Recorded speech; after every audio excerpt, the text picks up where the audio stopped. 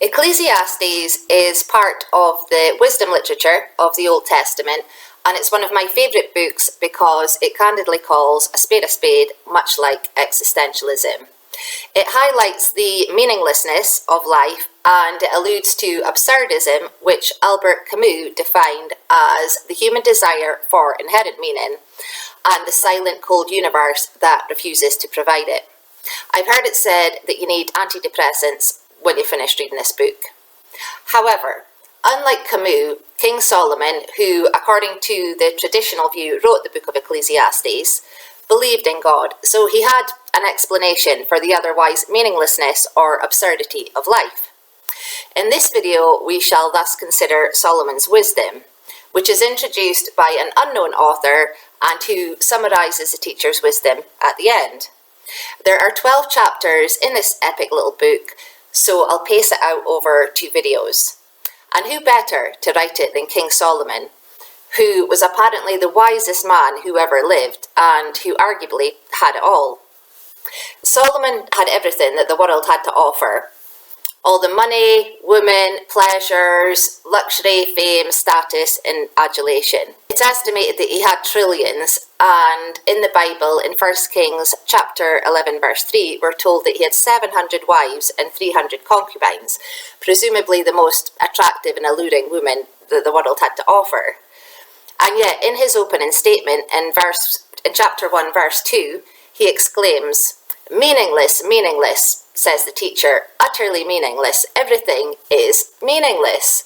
And I love that. Right from the outset, Solomon calls it out. He doesn't pretend that life is awesome or sugarcoats existence. It's interesting to note that the Hebrew word translated as meaninglessness is hevel, which literally means vapor, breath, or mist. It's translated as meaninglessness or vanity to describe life as temporary, fleeting, and impossible to tightly grasp. It's like one of my friends describes trying to get hold of another one of our friends as like trying to pin down a cloud. The idea that life is like a vapor also reminds me of James chapter 4 verse 14 that states, "Why, you do not even know what will happen tomorrow. What is your life? You are a mist that appears for a little while and then vanishes." The teacher elaborates from verse 3. "What do people gain from all their labours at which they toil under the sun? Generations come and generations go, but the earth remains forever. The sun rises and the sun sets and hurries back to where it rises. The wind blows to the south and turns to the north. Round and round it goes, ever returning on its course. All streams flow into the sea, yet the sea is never full. To the place the stream comes from, there they return again."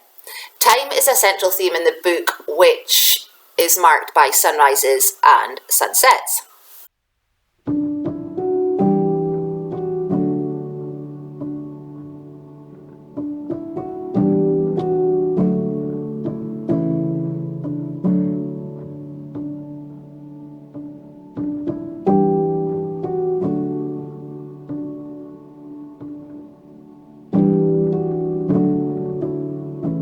The teacher continues in verses 8 to 9, stating, "All things are wearisome, more than one can say.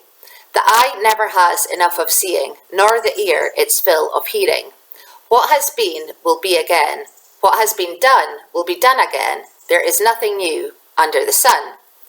Solomon's term, "there is nothing new under the sun," has become a common proverb, which reflects the monotony of life. It suggests there is never anything new on earth. Like even our mind-blowing technology isn't that awesome when we reflect on how technologically advanced the ancients were. As my mum encapsulates regarding life, it's just more of the same. Another day, another dollar, another blah. Even 95% of our thoughts apparently are exactly the same as they were yesterday.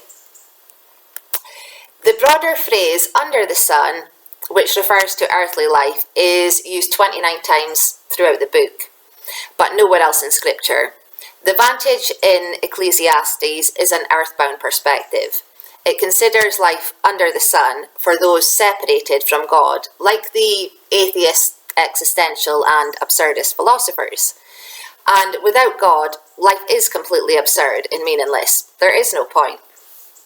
The teacher continues in verses 10 to 11, stating, "Is there anything of which one can say, 'Look, this is something new'? It was here already long ago. It was here before our time. No one remembers the former generations, and even those yet to come will not be remembered by those who follow them." I remember thinking about this when I was writing about existentialism and how circa 50 years after we've shuffled off this mortal coil, no one will remember us, no one will care. And we could equally ponder how many people care that we're here now. The teacher decides to rectify his downcast position through wisdom, but he comes to realize that wisdom is meaningless. In verse 12 he states, "I, the teacher, was king over Israel in Jerusalem. I applied my mind to study and to explore by wisdom all that is done under the heavens. What a heavy burden God has laid on mankind.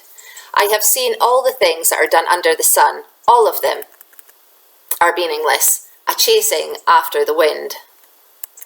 The teacher continues in verses 16 to 18.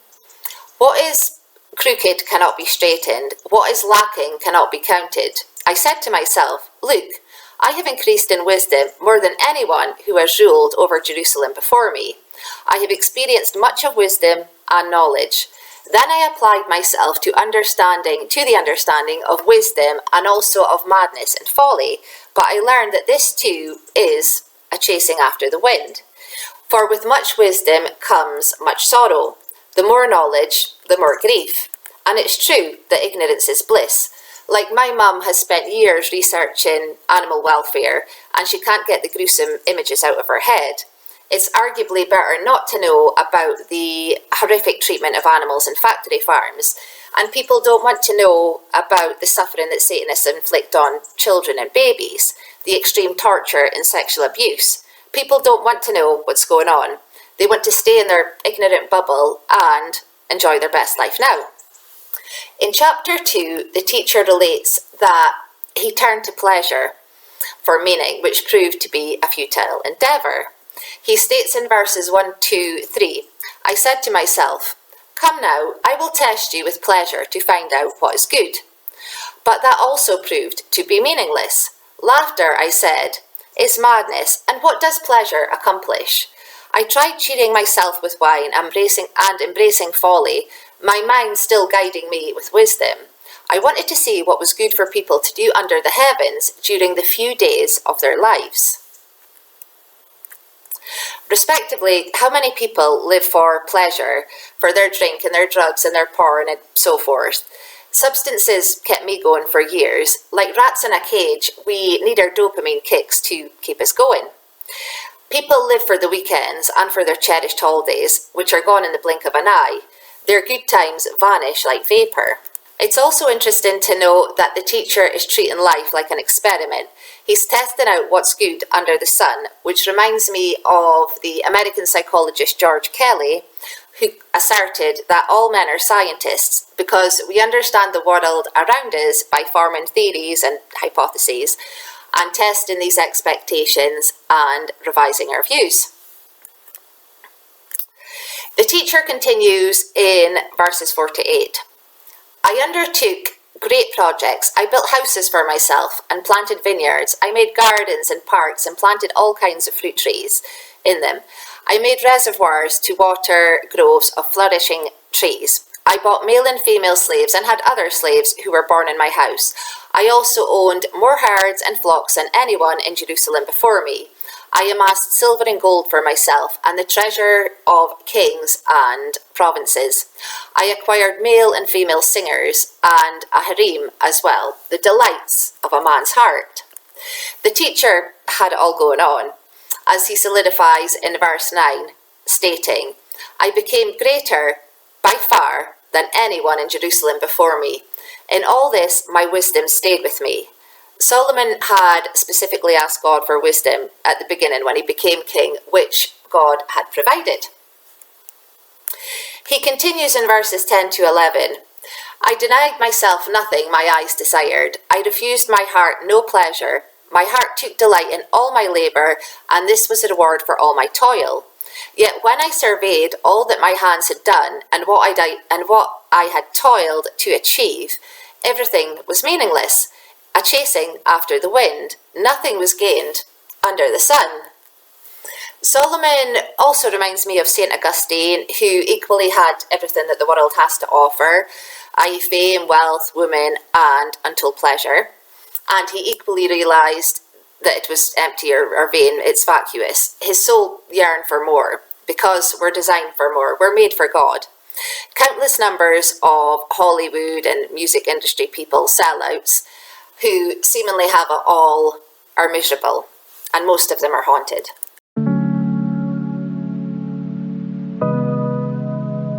The teacher's musings also remind me of the ancient Greek philosophers who came centuries after Solomon and who equally pondered what it means to be happy. Pleasure, which is known as hedonia, is contrasted with eudaimonia, which Aristotle defined as virtuous, meaningful, and flourishing life. Respectively, some choose work and virtue, whereas others choose pleasure, and some choose a mixture of both. Stoics like Seneca and Marcus Aurelius argued that duty and good action are more important than pleasure, whereas Epicurus rendered pleasure the highest good. The teacher asserts from verses 12 to 14, "Then I turned my thoughts to consider wisdom and also madness and folly. What more can the king's successor do than what has already been done? I saw that wisdom is better than folly, just as light is better than darkness. The wise have eyes in their heads, while the fool walks in the darkness. But I came to realize that the same fate overtakes them both. That is, we all die, as the teacher highlights from verses 15 to 16. He states, "Then I said to myself, the fate of the fool will overtake me also. What then do I gain by being wise? I said to myself, this too is meaningless. For the wise, like the fool, will not be long remembered. The days have already come when both have been forgotten. Like the fool, the wise too must die." As Jim Morrison, the Lizard King, told us back in 1968, no one here gets out alive.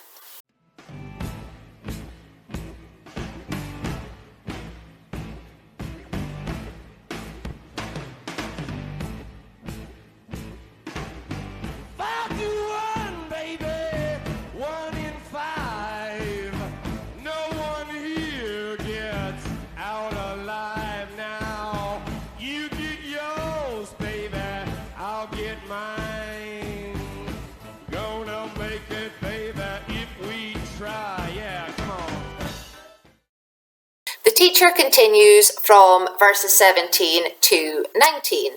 "So I hated life, because the work that is done under the sun was grievous to me. All of it is meaningless, a chasing after the wind. I hated all the things I had toiled for under the sun, because I must leave them to the one who comes after me, and who knows whether that person will be wise or foolish.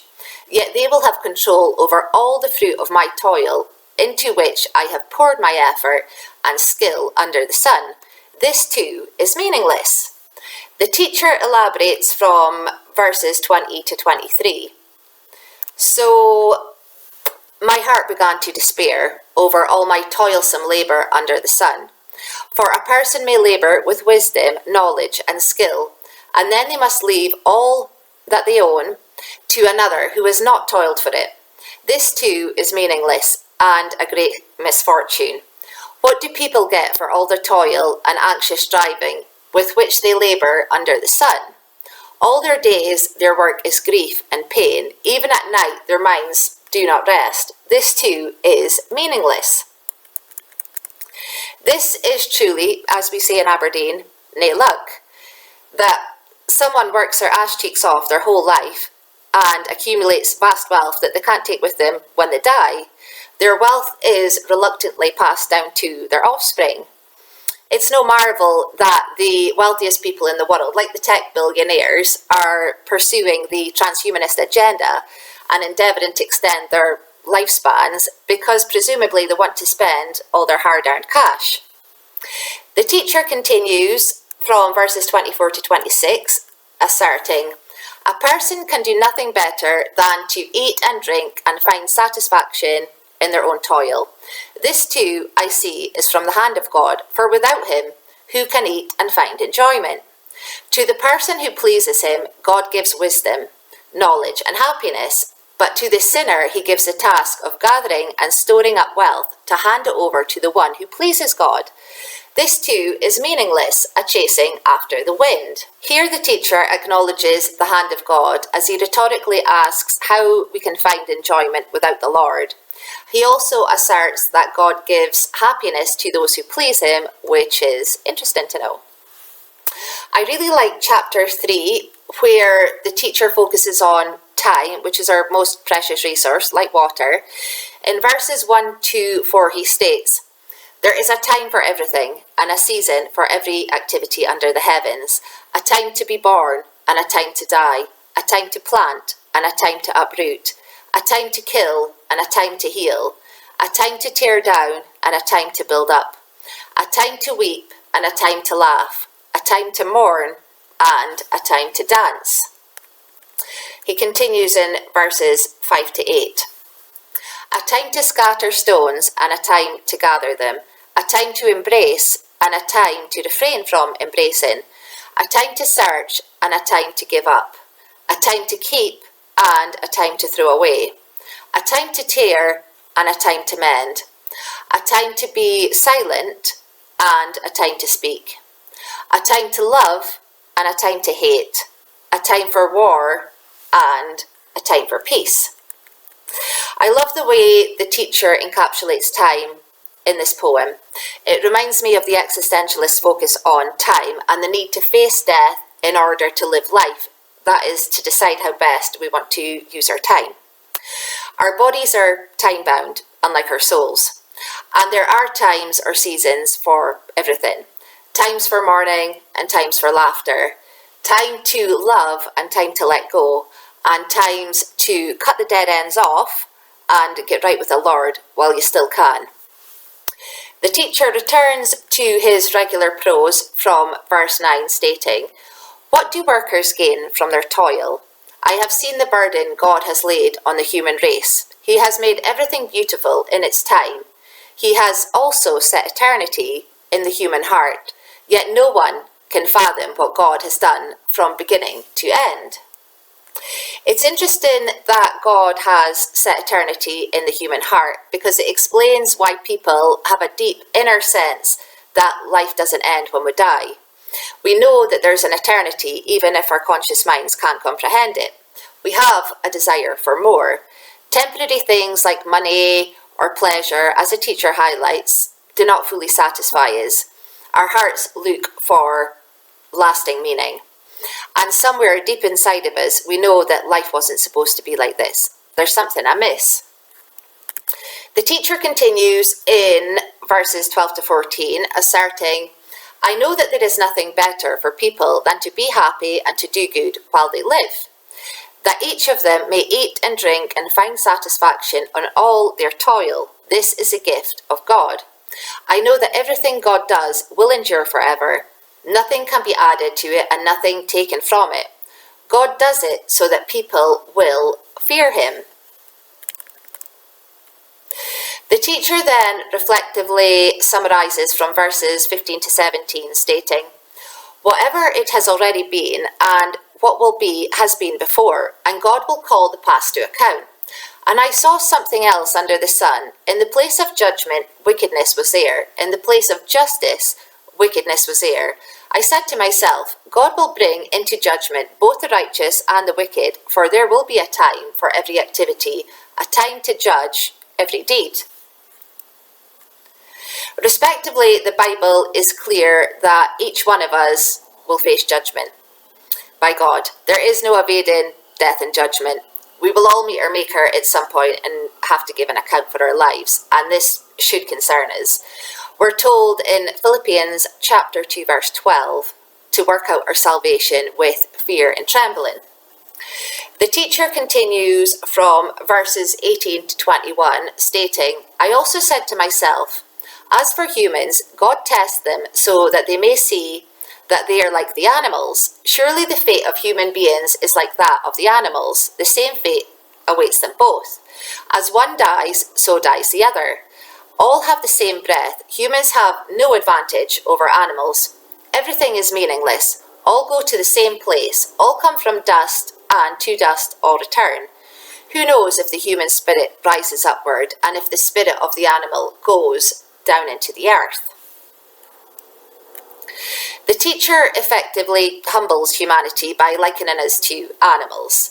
There are no special privileges for the human race. We equally come from dust and return to it. But humans can choose to act beyond animals, beyond our instincts. We can choose to not behave like animals.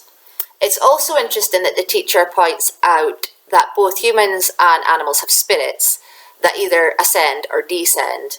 Our spirits go somewhere, like the demonic or unclean spirits, the dead spirits of the Nephilim giants, are earthbound.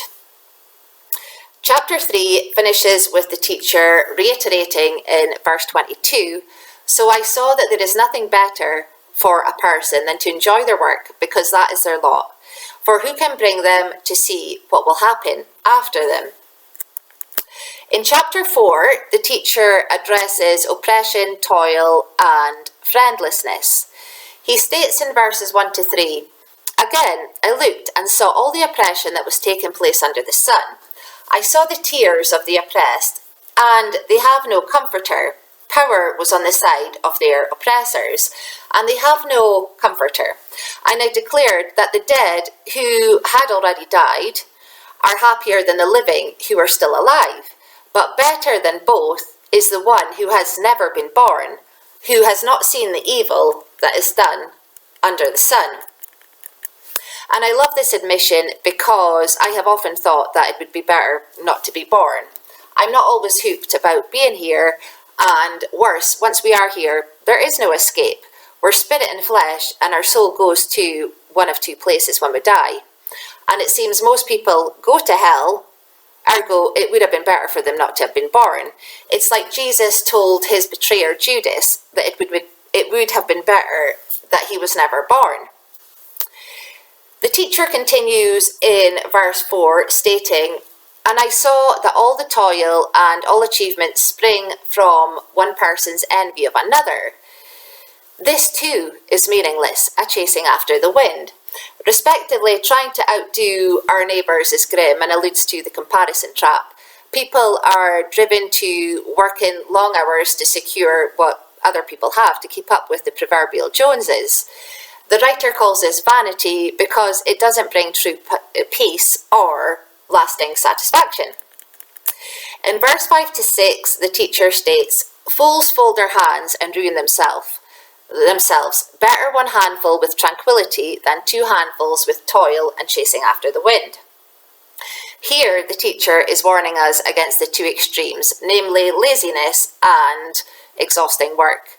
The fool who refuses to work and self-destructs is represented by the folded arms, the folded hands, and the two fistful of wealth bring stress and emptiness.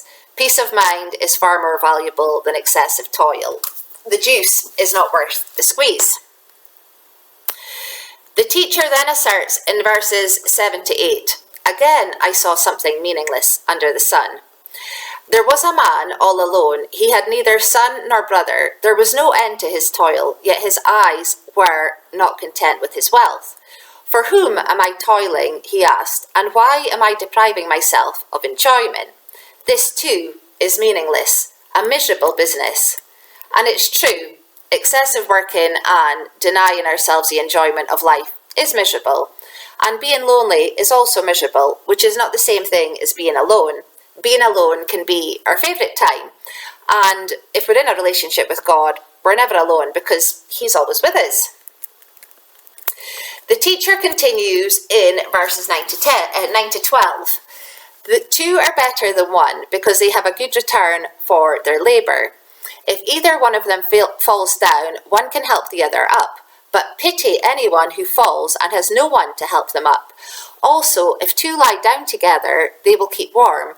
But how can one keep warm alone? Though one may be overpowered, two can defend themselves. A cord of 3 strands is not quickly broken. Thus the teacher is highlighting the value of companionship, which provides emotional and physical warmth, comfort, support, and safety. Facing life's hardships alone sucks. It's far better to have support than being a one-man band. Family and friends are literally lifelines. And a single person can be easily overcome, whereas 2 people standing side by side can defend themselves. The threefold cord metaphor shows that adding a 3rd strand makes the bond exceptionally difficult to snap. Many view the 3rd strand as God. When God is in the centre of relationships and friendships, they gain spiritual strength that resists outside pressures. The teacher then highlights from verses 13 to 16 that advancement is meaningless. He states, "Better a poor but wise youth than an old but foolish king, who no longer knows how to heed a warning. The youth may have come from prison to the kingship, or he may have been born in poverty within his kingdom. I saw that all who lived and walked under the sun followed the youth, the king's successor. There was no end to all the people who were before him. But those who came later were not pleased with this successor. This too is meaningless, a chasing after the wind." The teacher's short political story about the wise poor youth and the old foolish king illustrates how fame, political power, and public approval don't last. People are frivolous and fickle and readily switch allegiances. Thus, trying to find lasting security or permanent identity in political success or public applause is empty and temporary. It's hevel. In chapter 5, the teacher pertains to fulfilling our vow to God.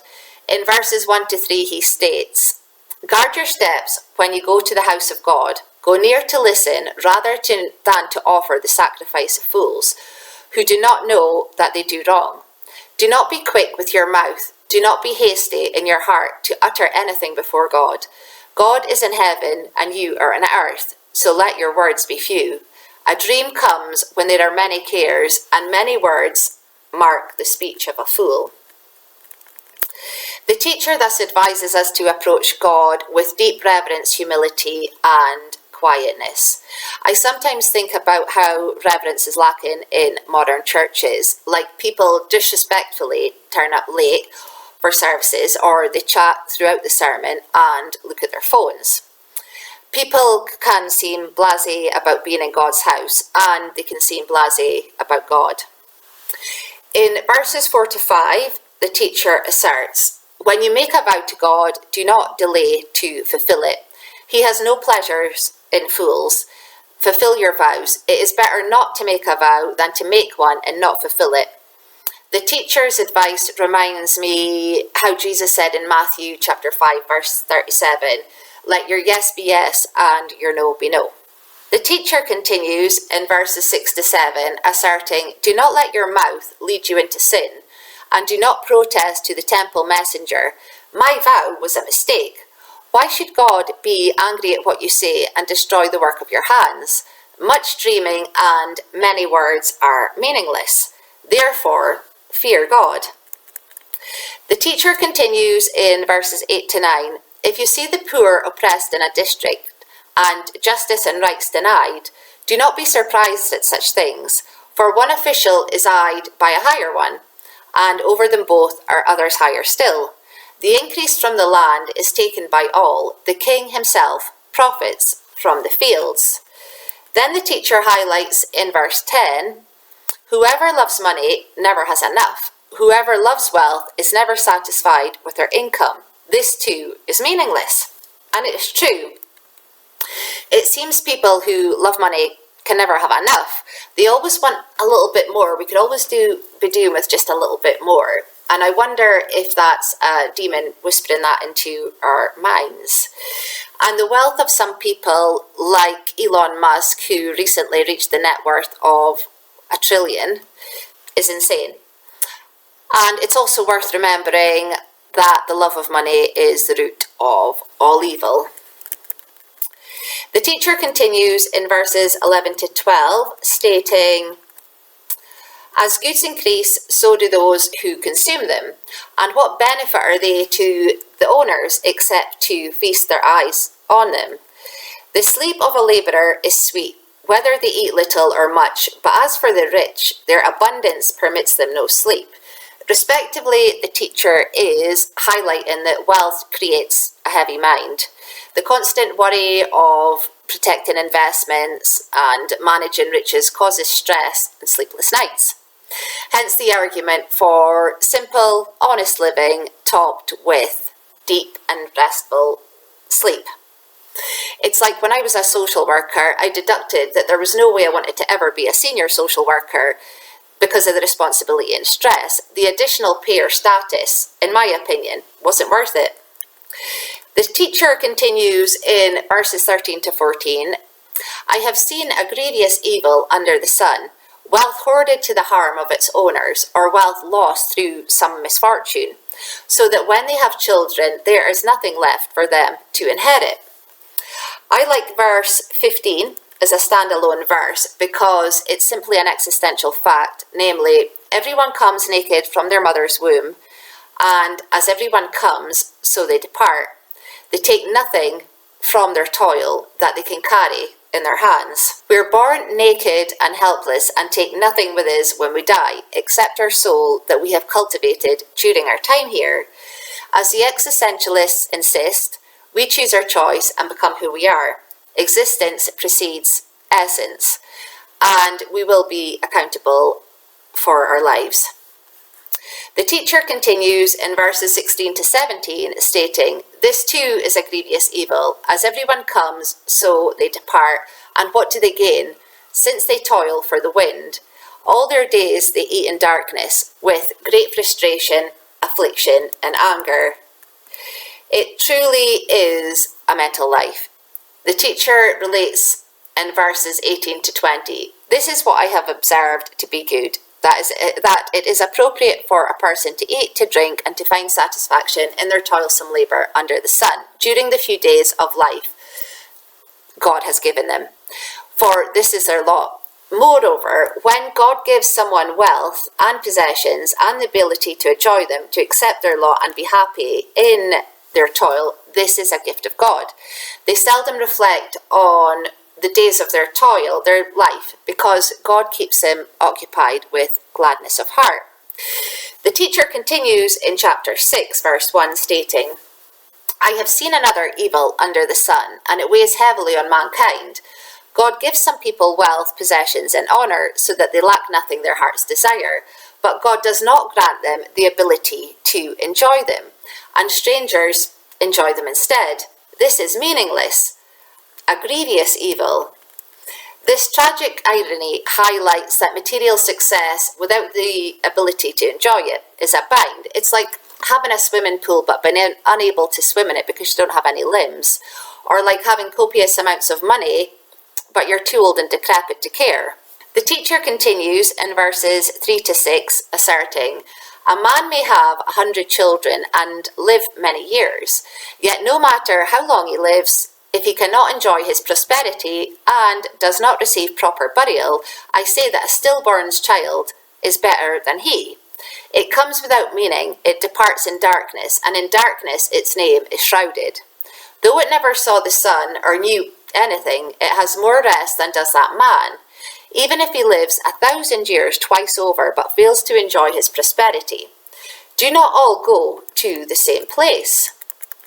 It's interesting that the teacher refers to the benefits of a stillborn child who is spared suffering, the grief and toil and disappointment of a hollow existence. I often think about how babies and children, those below the age of accountability, how they go straight to heaven, and they're blessed because they get to dodge this not entirely pleasant existence. The teacher continues in verses 7 to 9, stating, "Everyone's toil is for their mouth, yet their appetite is never satisfied. What advantage have the wise over fools? What do the poor gain by knowing how to conduct themselves before others? Better what the eye sees than the roving of the appetite. This too is meaningless, a chasing after the wind.